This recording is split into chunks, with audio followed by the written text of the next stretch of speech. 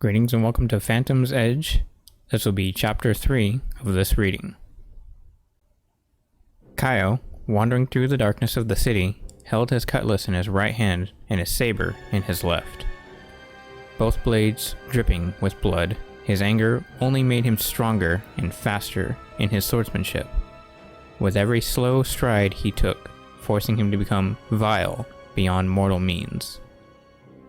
The Kanai went to cut down any and all that bared the formal yellow coat of the bureaucracy, regardless if they were male or female, young or old. None that stood before him were even able to so much as cut his fur, nor even slice his blood-soaked clothes. His wild eyes flared as he headed down to take on the bureau, but he knew he could not just simply barge in on the headquarters. Instead, he went to send yet another message to them. At the bar and bitches near the docks, Kaio stood outside the entrance, gripping both swords tightly in hatred. After a moment, he went up and kicked the door open, knowing there were bureau soldiers inside. In the quick moment that the employees were frightened by the pirate's appearance, Kaio swung his right-hand blade at a bureau soldier to his right. He sliced their neck and killed the soldier instantly, then went to stab through the hearts of two other soldiers before they could even glance over to see what had happened. Two more bureau soldiers stood and pulled out their sidearm pistols to aim at the pirate, while everyone else went to duck for cover. However, just as the soldiers pulled their triggers, Kaio swung his left-hand sword across himself to deflect both bullets in one motion. As the two who fired stared at the pirate, in a fearful shock at what he had done, they saw his ferocious eyes glaring back at them. Soldiers then dropped their pistols and went to pull out their blades, while they kicked the table they were sitting at towards the pirate. It was utterly useless, as Kaio swung his sword back down to his left side and cut clean through the table effortlessly. He then ran up to the soldiers before they could strike, aiming for a stab. The pirate pinned the soldiers up against the wall, both forced to drop their weapons when pierced through their lower torsos, as the vicious man said, "Say hello to your comrades for me, lads." Kaio jerked to remove his blades from the two soldiers, turning to go up the stairs to the private rooms. As he reached the top of the stairs, a masculine ensign-ranked felina appeared out from one of the rooms as he yelled, "What's all the commotion about?" He then stopped as he saw the notorious pirate standing at the top of the stairway. In his fear, seeing the pirate in a great amount of anger and covered in blood, the felina said, "Captain Kaio, the dual-edged demon." The ensign went to reach for his own saber, but was unable to reveal it before Kaio jolted for the soldier. The pirate first swung in an upwards angle against the soldier's torso with his left-hand saber, slipped past the felina's side, then he swung his right-hand cutlass in a downwards angle against the soldier's back, ending with a spin to have his own back to the felina and his swords lowered. Nearly within the blink of an eye, the ensign was cut down by the savage pirate, falling forwards onto the hardwood floor.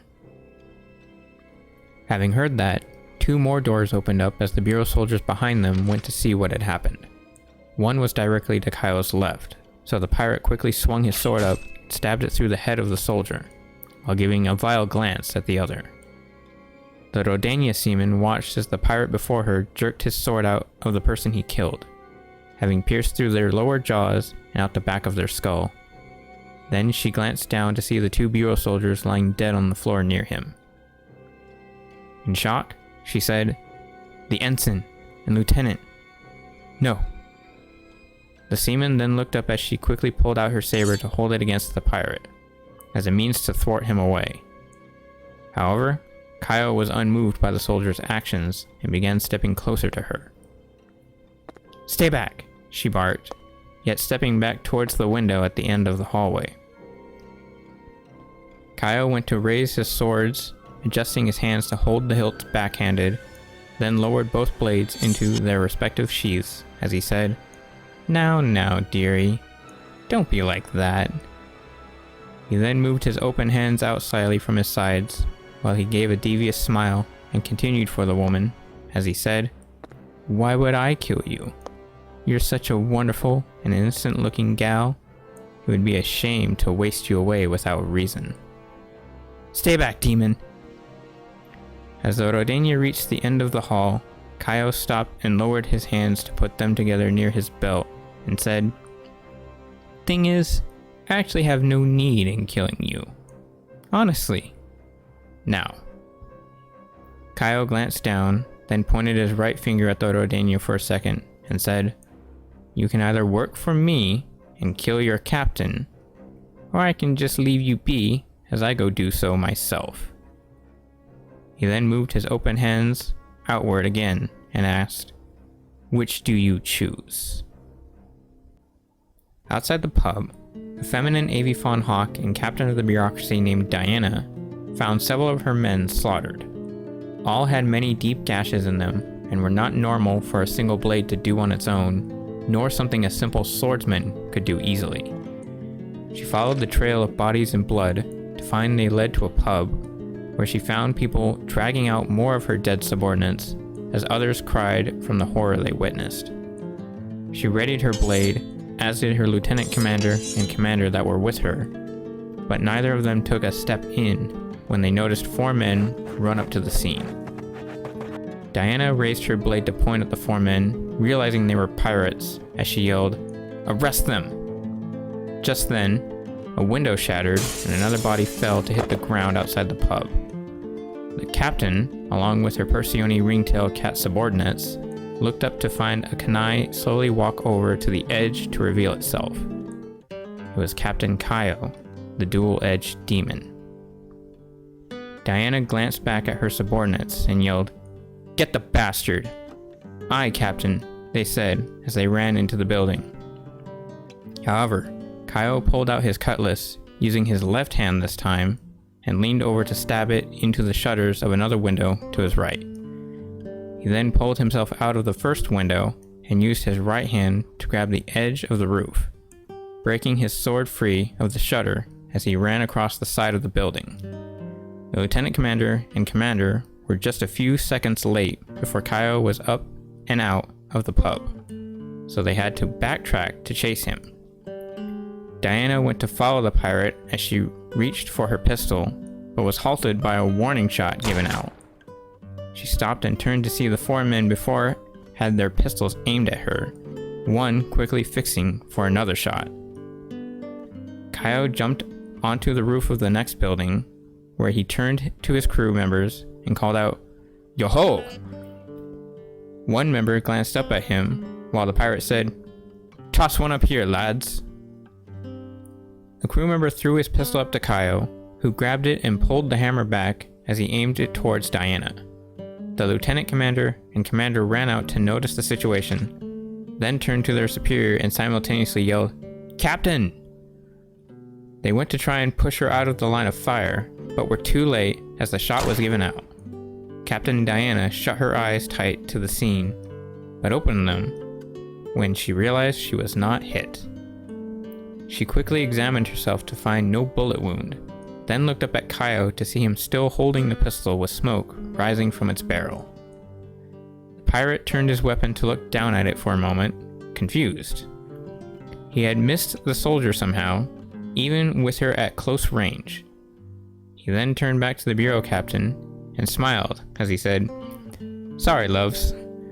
He raised the pistol to show it off as he continued, "Not too good with these things." He glanced over at his crew members to toss the pistol back, then looked over at the avifaun as he raised his right hand for a fake salute and yelled, "Tally-ho!" The pirates quickly turned and left the scene for the docks, leaving the bureau to deal with the mess. Diana signaled her subordinates to help out the pub and to check on who the pirate had killed, while she went to see the Rodania that had fallen out of the window. She found that the seaman had her own sword stabbed into her chest, yet had 2 gashes going through her throat as well. One cut went from the left to right, the other, half an inch from the first, went from right to left. She determined that the slices in the soldier's neck were her fatal wounds, her own sword being a cruel message from the pirate himself. That message? No one bests the demon. Figuring out the death of her subordinate, Diana thought, so that's why they call him the dual-edged demon. His skills and swordsmanship are far too advanced for simple military officials. No normal person with any two blades can slit a throat twice in different directions at the exact same time, and with such perfect accuracy, nor without being touched. But why, if he's the dual-edged demon, does he have a third weapon? The captain looked up to find that the pirates were readying to take her own ship from the docks, which she quickly reacted to charge after them. There was no time to inform her subordinates. She had to stop them, and knew she was the only one out of them who was skilled enough to possibly end the pirate, Captain Kaio, once and for all. The lieutenant commander and commander stepped out to try and speak with their superior, but noticed she had run off. They turned to the docks and shouted, "Captain!" However, she just kept going. Kaio and his crew ready to sail the Bureau's battleship they had captured, having dealt with the guards around it, but came to a halt as Captain Diana ran aboard. On the deck, she drew her sword and aimed it at Kaio, who was on the starboard side of the ship at the other end. "Draw your blades, dual-edged demon," Diana demanded. "I will not stand by and watch you take my ship without a fight." Kaio glanced around, confused, then turned to walk over to the Avifaun. He stopped a few feet away from her blade, then he whispered, "You're gonna need to speak up, dearie." He then raised his voice to a normal volume as he continued, "A little hard to hear you from the other end." "Draw your blades." Diana then reached for her pistol with her left hand to aim it at Kaio's head, while she continued, "Or I'll blow you away, as I should." The pirate glanced to his left and right for a moment, then looked back at the Avifaun and said, "Very well, loves." He drew his rapier with his right hand, while Diana put her pistol away. Then the pirate readied himself as he aimed to cross his blade with the soldiers, and said, "As you wish." The bureau captain glanced down at the weapon before her, it untainted by blood, then looked at the kunai and said, "That's not the weapon you used against my men." "Good observation, because I don't use this weapon against just anyone. In fact, it's not really even mine." "Why is that?" The two started sidestepping, slowly moving in a circle as the bureau captain kept her eyes locked on the pirate, while Kaio replied, "It has..." He glanced up for a second, then continued, "Sentimental value. Used to train against it with someone special, but now I don't, as you can see." Afterwards, he quickly glanced over at one of his crew members and winked at them. Diana, not realizing what the pirate had done, asked, "So why use it?" "Oh, don't you worry about that now, dearie." "Who'd you train with?" Kaio smiled as he replied, "You wouldn't believe me if I told you, loves." He then stopped as he quickly pulled his sword away to lower it and looked up at the sky and said, "Now then." Diana stopped and pulled her sword back slightly, only readying it to strike the pirate, while he continued, "I do believe it's going to rain soon." Diana lunged for the pirate, but he dodged her attack by leaning away from it. The Avifaun swung her blade at the kunai a few times, each time she missed as he effortlessly swayed to avoid her attacks. Then, on the woman's last motion for another lunge, Kaio jumped and landed on her sword, only to quickly jump off of it with a backflip onto the rail of the ship's port side. With that, Diana stepped back as she became slightly frightened and fatigued by her enemy's actions, thinking, "He's insanely fast. I've never encountered a pirate that quick in movements. He's as good as Captain Jacqueline." Standing with his feet together and his arms out slightly, Kaio said, "Come on, loves. You can't be that easy. Speaking swordsman-wise, you see." The bureau soldier grew furious, trying to slice the pirate's feet wildly. The man jumped to dodge each strike, while the woman asked, "Why do they call you the dual-edged demon if you only fight with one sword?" The pirate dodged one last swing, hopping back onto the deck as he slid a few feet away from his opponent. Kaio then put his rapier away and replied, "Now that is a good question, dearie." He drew his cutlass with his right hand, pulling it out backhanded but adjusting it forwards, while he continued, "Funny story behind that, which I don't know because no one told me. But..."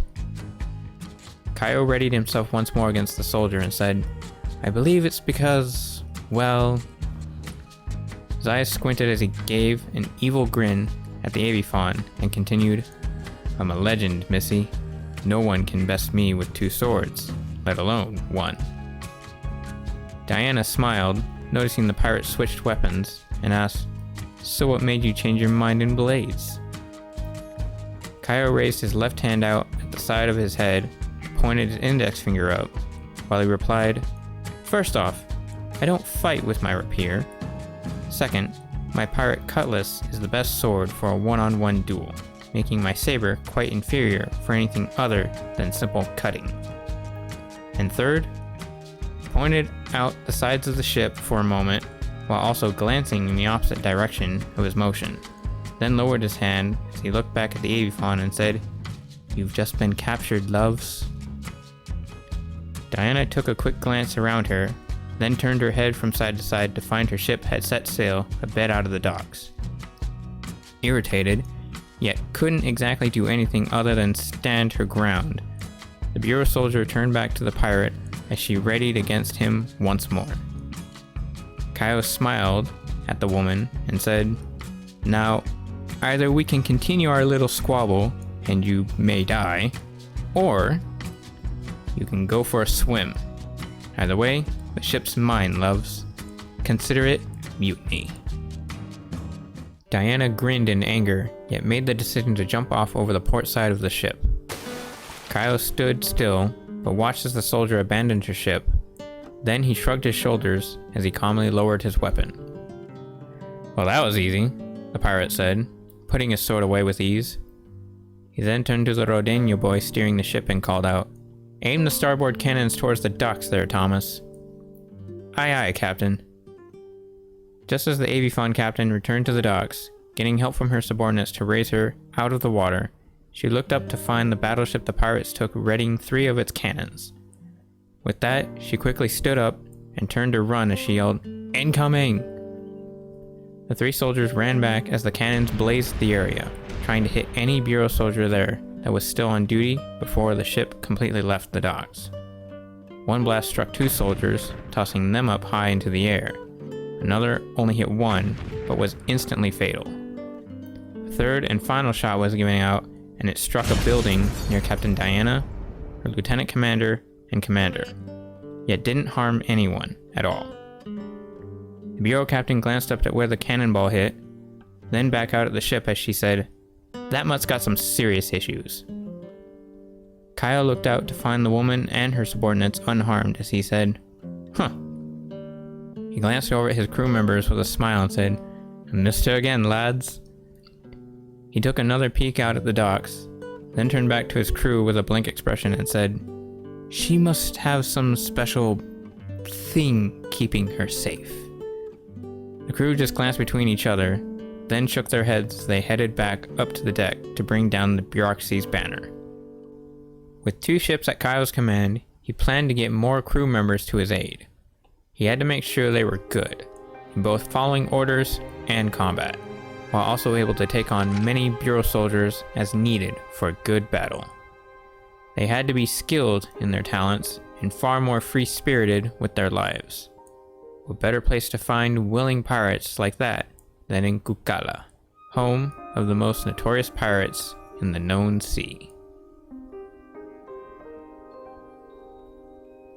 This concludes the reading of Chapter 3. Thank you all for watching and listening.